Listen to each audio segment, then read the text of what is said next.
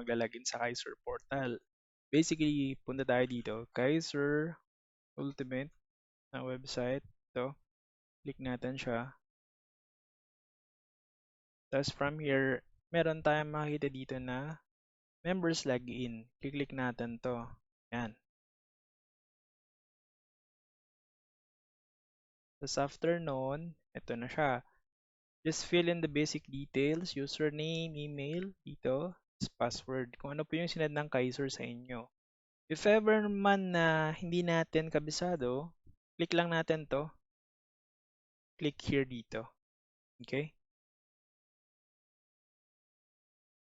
Tapos, yan, enter the email address. Yung application number, i-message nyo po yung agent or sponsor nyo po para ma-provide po nila yan. After nila ma-provide or ma-fill in to, click nyo lang po yung submit para ano po siya, matatanggap nyo po yung login access nyo. So, ganoon lang po siya kasimple. Babalik na ulit tayo doon. So, na-fill in na natin to, tapos kiklik ko na itong login button para mag-proceed na po siya further.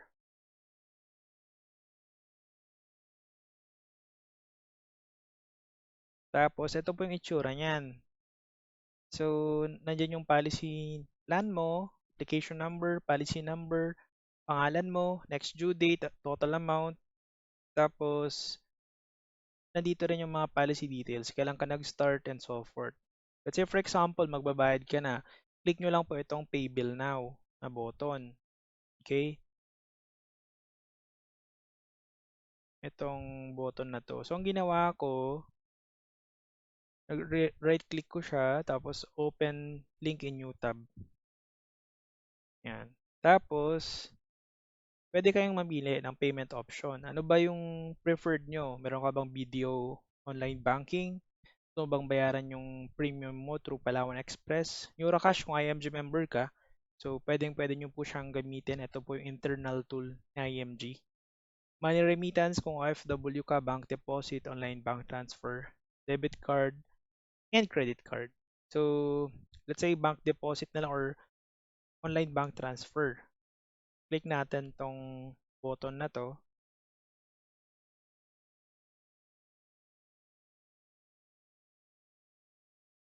Tapos, ititik natin to. Bank deposit / transfer remittance. Then, fill in yung mga details dito sa billing address. After nun, click natin yung next step na button para mag-proceed siya further. Okay? Yan. Click ko to. This country.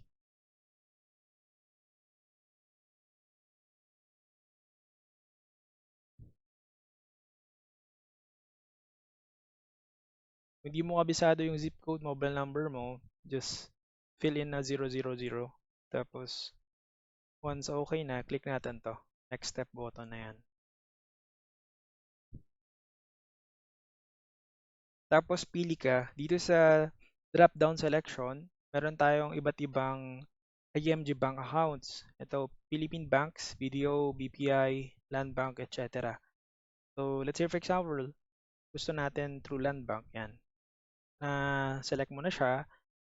Tapos, click natin ito. Select button. Yan. Dito tayo magde-deposit or magbabank transfer sa IMG Land Bank account na to. And then, once na okay ka na sa resibo, click mo lang to. Click here to send us the proof of verification. Okay? Ganoon lang po siya. Ayan. Tapos, click natin to. Click here to send. So, dapat nakasave na yung file or picture, screenshot ng pinagbayaran mo, either email or doon sa mismong app. No? Select file. Tapos, punta ako dito. Yan. Ito. Then, from here,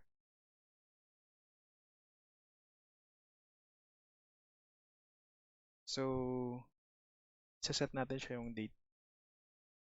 For this case, ito siya. Today, that's 8/24/11.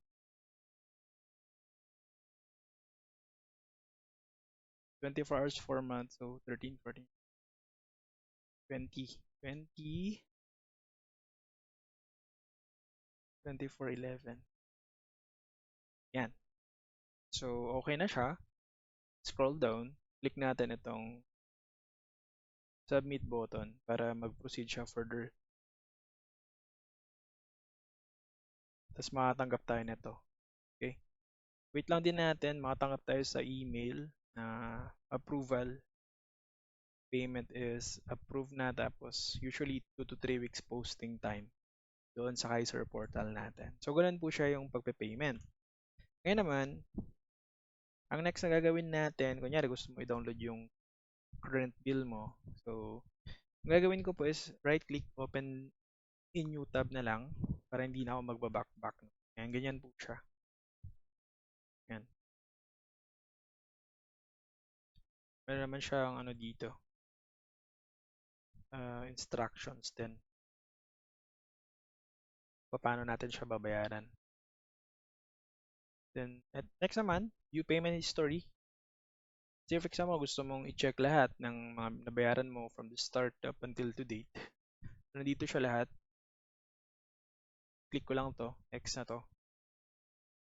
Yan. Tapos, from here, kaya gusto mo yung tingnan yung OR picture or yung official receipt. Nandyan siya lahat. Okay, so makikita natin siya lahat dito. Up until present. Yan. Tapos, next is ito. View my starter guide.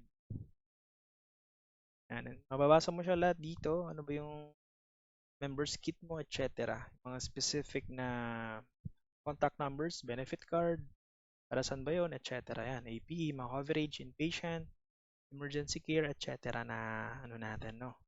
For emergency care in non-accredited hospital, naka-mention din naman siya lahat dito. Yan, dito siya lahat. So, figures may vary depending sa plan na kinuha natin, no? Then, individual contract provision,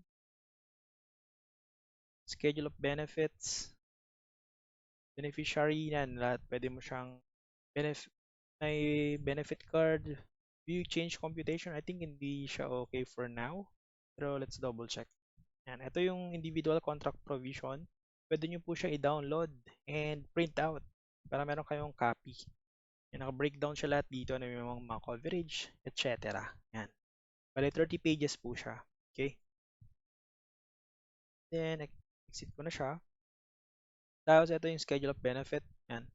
Naka-breakdown yung mga coverage dito, magkano yung room and board, annual benefit. So, ito po, coverage may vary depending on sa plan na kukunin natin. So, pwedeng mas mababa or mas mataas depende sa plan na kukunin natin.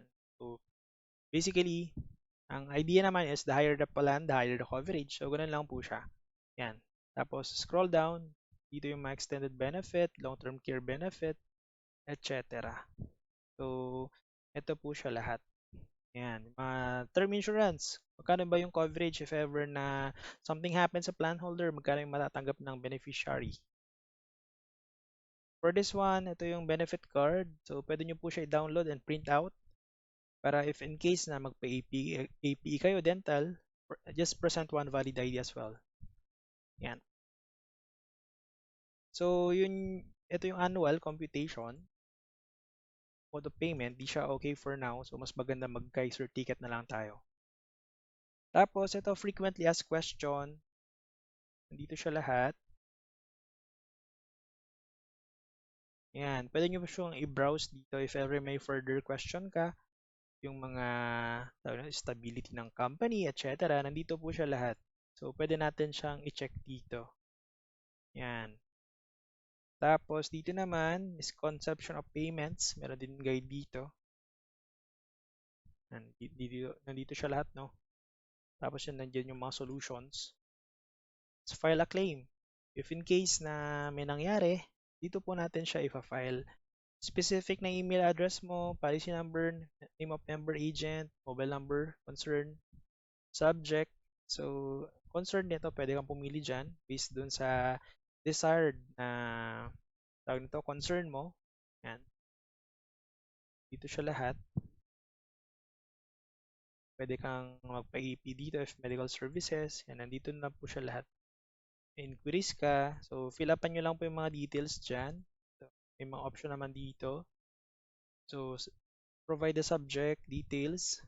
More on sa ano na dito. Detailed na concern mo. Pwede kang mag-attach ng file. Necessary documents if ever. To uh, provide or to comply kung ano man yung requirement. Search article. So, if ever may mga concern ka, yan, nandito rin yung Kaiser Ticket Fresh Desk. I-discuss natin siya sa next na discussion. Yan. Tapos, eto naman, submit a ticket Kaiser Fresh Desk. So, pwede kang mag-create dito. But for now, kailangan mo sign out muna to. For first time user, kailangan nyo po siyang mag-sign up. Sign up ka dyan. Full name, email address, kung ano yung register mo sa Kaiser. Stick mo to. Tapos, ito meron tayong, ano bang tawag nito? So, just to make sure na hindi tayo AI or computer. So, kung ano yung pinapakita niyan, click mo lang siya. Tapos, verify. Yan po ah.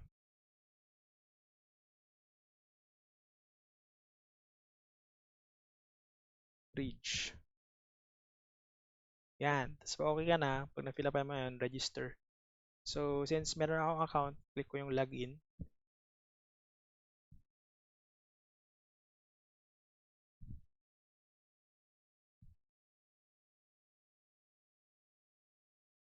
So, click nyo lang po ito. New support ticket. If may considering na first time user ka, for sure wala ka pang ticket created. Kasi itong check ticket status. Yung may mga na-create ka ng previous tickets before. So, click mo lang to. Tapos, ano yung email mo, policy number, ng concern. Tapos, member ng name of member, yung plan holder agent name, kung ikaw yan, or kung iba man. Mobile number, concern, yan. Meron naman siya lahat dito. So, kunyari, amendment, dahil, tawag nito, amendment due to marriage, ganyan. Or, ito, change name if ever of the member, yan. Meron naman siya dito na option due to marriage or incorrect spelling, yan. Tapos, fill upan mo lang dito, mas okay na yung member name dito, tapos yung concern, change name of member due to marriage and subject line. Tapos ito, mas detailed. Tapos provide mo yung marriage certificate mo. Kailangan mo lang din mag-fill up ng, balik natin dito, amendment form dito sa part na to.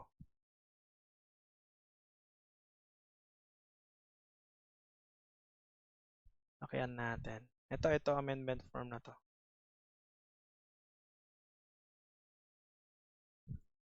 Ito. So, kailangan mo i-fill in lahat nito. Tapos, basically, dito siya mag-fall. So, eto, tick mo yan. Tapos, new name, indicate change of reason, marriage on, yan, nandyan siya. Tapos, if the change name is due to mere correction, attach birth certificate. Ito na, change of name, marriage contract, or copy of legal document or court decision, including details of court which authorize the change name. Plus, meron po tayong 300 processing fee. Note nyo lang po siya. Okay? Ayan. Set ko na siya. So, ganun lang po siya. Tapos, click nyo po yung submit. And then, matatrack nyo na po siya dito, yung tickets. Ayan, nandyan na siya lahat. Yung mga pinag-create natin before. Yan. So, exit ko na siya. Tapos, ito, schedule dental appointment. So, basically, pupunta ka dito, dentist. So, hanapin mo kung ano yung malapit na area na accredited sa'yo. Okay, nandito siya lahat yung mga listed. Let's say, for example, Makati. So, gagawin mo, ito, type mo lang siya dito, may search bar dyan, Makati. Tapos, from here, let's say, ito. Tapos, click natin to. Merong set appointments. Pwede mo rin siya i-search yung direction if ever. But for now, click ko itong search or set appointment instead. Tapos, pili ka kung anong plan. Considering na long term yon, eto, piliin mo to, long term. Then, click natin tong request appointment.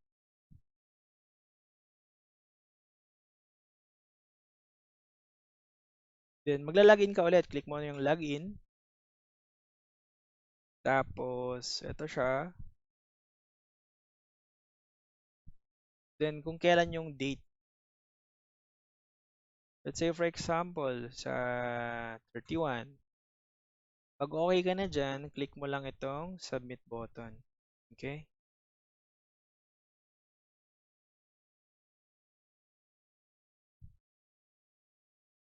Yan. So, ganyan na siya. Our customer care representative will respond to your AB request. Yan. Dito naman yung mga coverage. Tapos, balik tayo doon.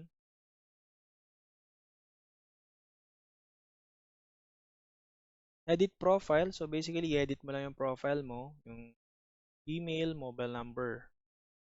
This, check natin. Yan. Nandyan siya.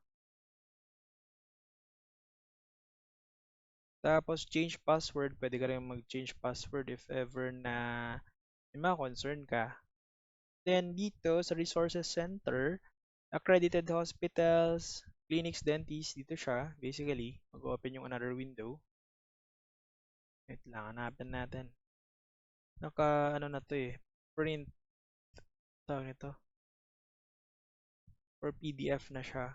Pwede mo siya yung i-print out or for PDF, save as PDF. Cancel ko siya.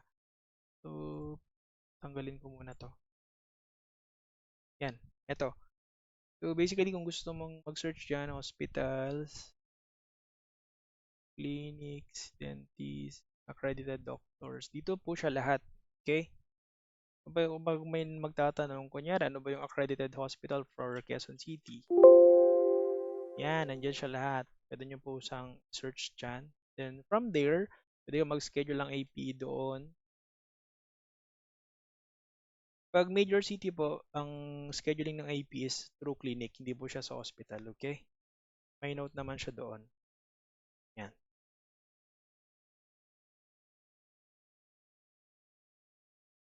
Ito naman yung mga dentist.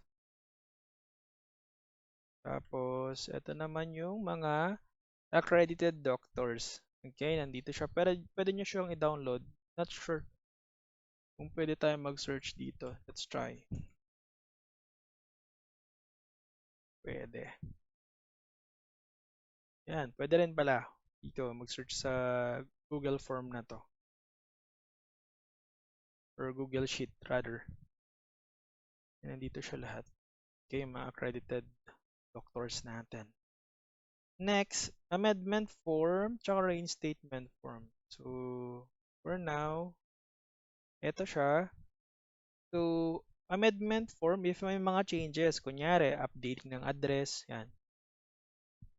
Free po siya, no other document needed. Change name, so yun nga, kung merong correction, dahil mali, so, nandito naman yung note dito, birth certificate, kung tawag nito, tapos, kuha po tayo ng highlighter, ha.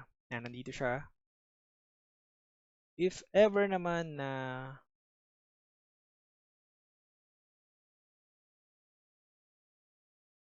married ka na, yan. Kailangan lang din ng tawag nito, marriage certificate. Merong 300 pesos na processing fee. At the same time, kung change beneficiary, for some reasons, pag-update ka, dahil nga kinasal ka na, so dito rin, no? Lagay mo yung primary beneficiary mo dyan and so forth. And then, meron din po tayong 300 pesos po doon na processing fee. Tapos, change mode of payment. Initially, monthly yung payment mo. Tapos, gusto mo ng annual, semi-annual, quarterly, or advance full payment. Pwede yon. Magpapakompute po tayo sa Kaiser. Dun sa Kaiser Fresh Desk. Tapos, meron po tayong 300 range statement fee. Pay the adjusted installment amount when applicable. Pay the Kaiser pre-computed change of mode of computation. Tapos, if ever naman na kinuhanan nyo po yung minor na anak nyo ng Kaiser long-term care nila, basically, ang mangyayari is transfer of ownership na po yun. Or ito, change to new member below 18 years old for owner or payor. Ayan. So, ipro-provide nyo po yung birth certificate, relationship to the plan holder, etc. Tapos, yun, upgrading of plan, nandyan din po siya. Tapos, dito sa part na to, fill upan din po natin. Etong, saan po ako tayo ng highlight dito. Kung saan ka nag-sign, kailan, tapos, anong year, signature. So, ganun po siya. Okay? And then, i-delete ko lang po itong mga pinag-highlight ko dito. Para proceed tayo sa next. Ito naman yung reinstatement, no? If ever na nalapse yung policy mo, meaning to say, hindi ka nakabayad within 30 days from your due date, malalapse po siya. Basically, kailangan mo siyang i-reinstate para ma-activate ulit yung plan. So, nandito siya. Merong option, updating payment of full installment in arrears with surcharge duly computed by Kaiser plus 300. So, ito hindi po mag-a-adjust yung maturity ng plan. Whereas, dito naman redating, payment of one installment plus 300 processing fee. So, meron lang din pong mag-a-adjust po yung plan natin if ever na yan po yung pipiliin natin. So, pakita ko po yung uh, sample ticket, no? Hanapin ko lang po. Para i-flash ko po sa screen natin.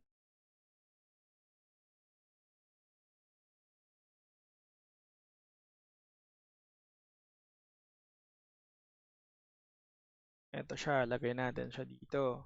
So, sabi niya dito, in updating, the policy is required, or policy holder rather, is required to pay for all his or her unpaid premiums plus surcharge, which is computed depending on how many days the plan has lapsed, and 300 reinstatement.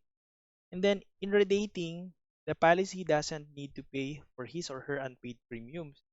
He or she will only be required to pay one premium plus 300 reinstatement fee. However, the maturity of his or her plan will be moved depending on how many days the plan has lapsed. With regards to the benefits, the same benefit are offered either way. So yun po yung note ni Kaiser dun sa create naming ticket. Okay? So ganun po siya. Okay, so pilapan nyo po dito yung mga basic details nyo dyan, policy, number, etc. Tapos signature nyo po dyan. Tapos yes or no lang po dito. Wala naman po kayong sakit. No nyo lahat dyan. Tapos signature din dito sa baba. So isa-submit nyo po ito. Actually, meron din namang online reinstatement form dito siya matatagpuan. Ito. Highlight ko lang po itong. Wait lang. Dito po. Okay? So, pag clinic natin siya, yan. Same lang din, mag-upload ka ng valid ID mo dito. Search the policy number, yan. Ang option mo, reinstatement type, automatic fill in to, installment number, pag meron ka nang nilagay details dito. Tapos, titik mo to. Then, upload ka ng valid ID. By default, naka-known na lahat siya. Since wala namang sakit, no need to change that. If meron, so meron kang yes dyan, depende sa checklist. Declaration, signature, ganyan mo siya. Upload valid ID, browse next, then payment na. So, ganoon lang po siya. Okay? Ano pa ba yung nandito? Yan lang naman so far for Kaiser Long-Term Care, no? Portal natin. If you have questions or kung interested po kayo to learn more or gusto niyo pong kumuha ng Kaiser Long-Term Care nyo, let us know para mag-guide po namin kayo. We're willing to help you. Okay? Thank you.